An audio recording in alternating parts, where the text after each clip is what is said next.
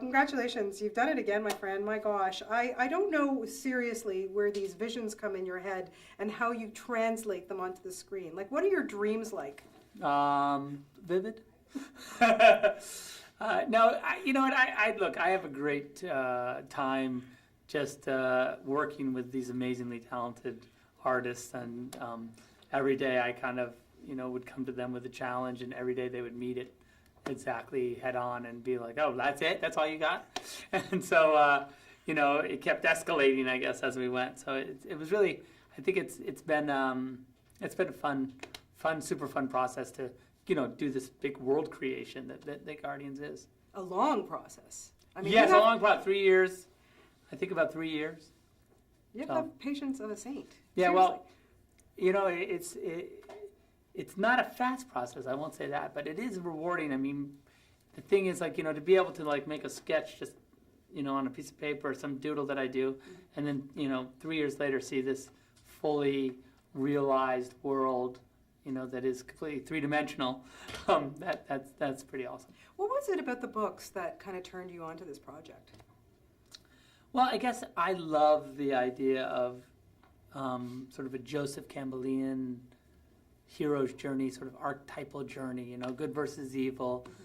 The squire becomes a knight. Pretty straightforward. And I've always loved that, but I've never really had that opportunity to sort of do that. Story, sort of Star Warsian, I don't even know what you call it, but like that hero's journey, and that's really what hooked me with the books, because I was kind of like, okay, I could really take Soren from a hatchling, all the way to a guardian, and that's kind of a fun journey for me. Was it important for you also to give your kids something that they could actually go see? Yeah, I did. It was, and my kids, challenged me, as I was making the movie. My son Ezekiel had read all the books and was really is a fan. He's a voracious reader, and he was sort of an authority, if you will, on Gaul.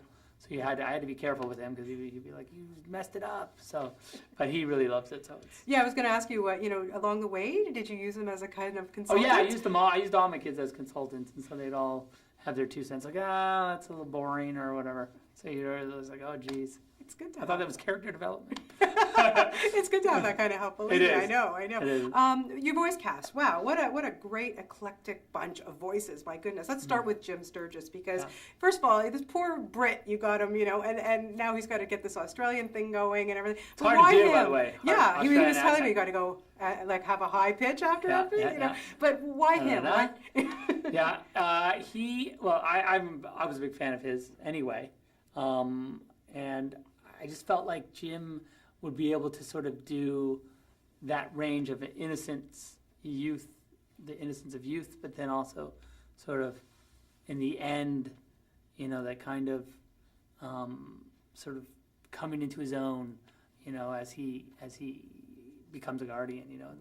That sort of that arc I knew he could conquer, and by the way, like I said, I was a fan, so I was happy that he wanted to do it. Yeah, and then Ryan Quanten, And Ryan, like I'm a big fan of Ryan's from True Blood, and I just think he's awesome, and found out he was Australian, was like, oh my gosh, no way, how can he be Australian?